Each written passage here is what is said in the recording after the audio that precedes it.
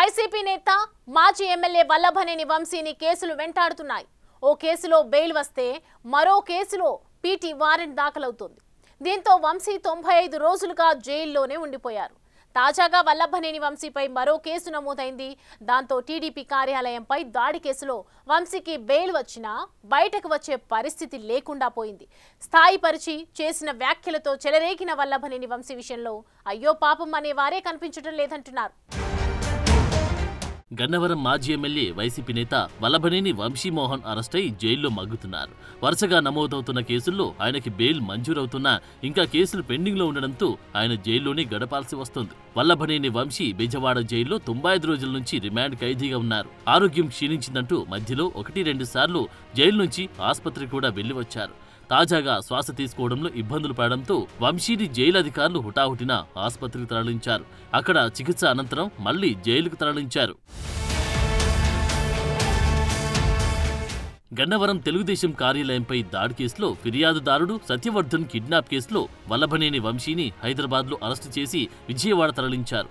అప్పటినుంచి ఆయన జైల్లోనే ఉన్నారు. ఒక కేసు తర్వాత ఒక కేసు వంశీ మెడకు చుట్టుకుంటూనే ఉన్నాయి. మొత్తం వంశీపై 6 కేసులు నమోదు కాగా 5 కేసుల్లో ఆయనకు బెయిల్ మంజూరైంది.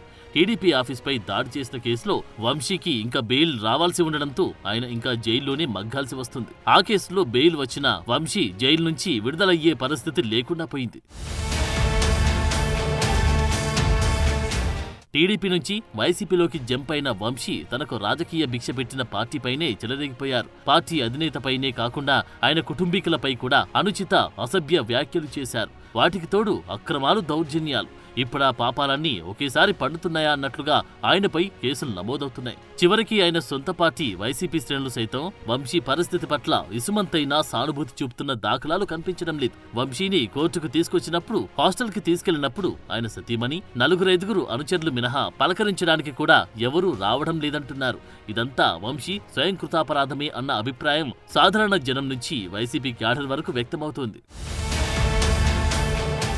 రాజకీయ భిక్ష పెట్టిన పార్టీ నుంచి ఆ పార్టీ కష్టకాలంలో ఉండగా కాడే వదిలేసి వైసీపీ పంచన చేరిన వంశీ అలా చేరి ఊరుకోకుండా గన్నవరం నియోజకవర్గంలో తెలుగుదేశం పార్టీని నామరూపాలు లేకుండా చేయడమే లక్ష్యమన్నట్లు రెచ్చిపోయారు. తెలుగుదేశం నాయకులు, కార్యకర్తలు లక్ష్యంగా దాడులకు పాల్పడ్డారు. ఆయన వ్యవహార శైలి కారణంగానే గన్నవరంలో 2024 ఎన్నికల్లో చిత్తుచిత్తుగా ఓడిపోయారు. అసలు ఎన్నికల కంటే ముందే వంశీ తన ఓటమిని అంగీకరించాల్సిన పరిస్థితి తెచ్చుకున్నారు. ఓటమి తర్వాత వంశీ నియోజకవర్గానికి ముఖం చూపించినా పాపన పోలేదు. అసలు దాదాపు అజ్ఞాతంలోకి వెళ్లిపోయారా అన్నట్లు వ్యవహరించారు. అయితే గన్నవరం తెలుగుదేశం కార్యాలయంపై దాడి కేసు నుంచి తప్పించుకోవడానికి ఆయన మళ్లీ రంగంలోకి దూకారు. ఆ కేసులో ఫిర్యాదుదారుడు సత్యవర్ధన్ ని కిడ్నాప్ చేసి బెదిరించి కేసు ఉపసంహరించుకునేలా చేశారు. అక్కడే అడ్డంగా బుక్కై అరెస్ట్ అయ్యారు. ఇక అప్పటినుంచి ఆయన కటకటాల వెనుకే ఉన్నారు. అయితే సత్యవర్ధన్ కిడ్నాప్ కేసులో వంశీకి బెయిల్ వచ్చింది. అయినా కూడా బయటకు వచ్చే అవకాశం లేకుండా పోయింది. ఆయనపై ఉమ్మడి కృష్ణా జిల్లాలోని ఒక వ్యక్తికి సంబంధించిన ఇంటి వ్యవహారంలో జోక్యం చేసుకుని నకిలీ పత్రాలు సృష్టించి వాటితో సదరు ఇంటి కబ్జాకు సహకరించారన్న కేసు, అలాగే 2019 ఎన్నికల సమయంలో వంశీ ఓ పోలింగ్ బూత్ వద్ద చేసిన హంగామాకు సంబంధించిన కేసు ఆయనపై నమోదయ్యాయి. ఇలా వంశీపై ఇప్పటికే మొత్తం 6 కేసులు నమోదయ్యాయి. వీటిలో 5 కేసుల్లో వంశీకి బెయిలు, ముందస్తు బెయిలు లభించింది. ఇక గన్నవరం తెలుగుదేశం కార్యాలయంపై దాడి కేసులో ఆయన బెయిల్ పిటిషన్పై హైకోర్టు తీర్పు వెలువరించింది. ఆ కేసులో కూడా వంశీకి బెయిల్ వస్తే ఇక ఆయన విడుదలే అని అంతా భావించారు. ముఖ్యంగా ఆయన కుటుంబ సభ్యులు, అనుచరులు వంశీ విడుదల ఖాయమన్న ఆశాభావంతో ఉన్నారు. అంతలోనే ఆయనపై మరో కేసు నమోదైంది. నకిలీ ఇళ్ల పట్టాల పంపిణీ వ్యవహారంపై వంశీపై నమోదైన కేసులో పోలీసులు పిటి వారెంట్ దాఖలు చేశారు. దానికి నూజివీడు కోర్టు అనుమతించింది. దీంతో వల్లభనేని వంశీకి గన్నవరం తెలుగుదేశం కార్యాలయంపై దాడి కేసులో బెయిల్ వచ్చినా విడుదలయ్యే అవకాశాలు లేకుండా పోయాయి. నకిలీ ఇళ్ల పట్టాల కేసులో వల్లభనేని వంశీని ఈ నెల 19లోగా కోర్టులో హాజరుపరచాలని కోర్టు ఆదేశించింది. వాస్తవానికి నకిలీ ఇళ్ల పట్టాల కేసులో 2019 అక్టోబర్ 18న హనుమాన్ జంక్షన్ పోలీస్ స్టేషన్లో వల్లభనేని వంశీ సహా 9 మందిపై ఎఫ్ఐఆర్ నమోదు చేశారు.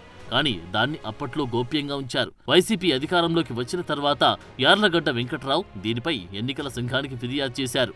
2 నెలల పాటు ఈ వ్యవహారంపై రెవెన్యూ, పోలీసుల ఆధ్వర్యంలో రహస్య విచారణ నిర్వహించి ఆధారాలు సేకరించారు. ఈ నేపథ్యంలో వంశీ టీడీపీ నుంచి వైసీపీ పంచన చేరారు.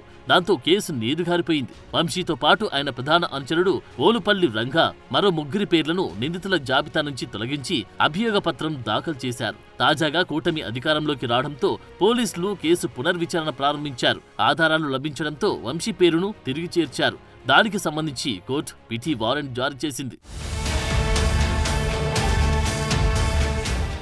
అది చాలదన్నట్లు వంశీపై మరో కేసు నమోదైంది. ఆయన గన్నవరంలో అక్రమ మైనింగ్ కు పాల్పడ్డారని మైనింగ్ ఏడీ గన్నవరం పోలీస్ స్టేషన్లో ఫిర్యాదు చేశారు. ఇందుకు సంబంధించి అక్రమ తవ్వకాలపై నివేదికను పోలీసులకు సమర్పించారు. 2019 నుంచి 2024 వరకు వంశీ ఆయన అనుచరులు చేసిన అక్రమాల వివరాలు అందులో ఉన్నాయంటున్నారు. సుమారు 100 కోట్ల విలువైన మైనింగ్ అక్రమాలకు పాల్పడ్డారని వంశీపై ఫిర్యాదు చేశారు. దాంతో కేసు నమోదైంది. దీనిపైన గన్నవరం పోలీసులు కోర్టులో పిటి వారెంట్ దాఖలు చేయనున్నారు. మొత్తానికి వంశీ ఇప్పట్లో బయటికి వచ్చే పరిస్థితి లేదంటున్నారు. వంశీ వరుస కేసులతో జైల్లోనే ఉంటున్నా, అనారోగ్యంతో బాధపడుతున్నా అయ్యో పాపమనే నాదుడే కనిపించడం లేదు. వంశీ అరెస్ట్ అయినప్పుడు జైలుకొచ్చి పరామర్శించి వెళ్లిన జగన్ మళ్లీ అటువైపు కన్నెత్తి చూడలేదు. వంశీ ప్రియమిత్రుడు మాజీ మంత్రి కొడాలి నాని ముంబైలో శస్త్రచికిత్స తర్వాత అసలు ఎక్కడున్నారో కూడా ఆచూకీ తెలియడం లేదు. వైసీపీ నేతలు కూడా వంశీని మర్చిపోయినట్లు వ్యవహరిస్తున్నారన్న టాక్ వినిపిస్తోంది. మరి చూడాలి గన్నవరం మాజీ ఎమ్మెల్యే జైలు గోడల మధ్య నుంచి ఎప్పుడు బయటపడతారో.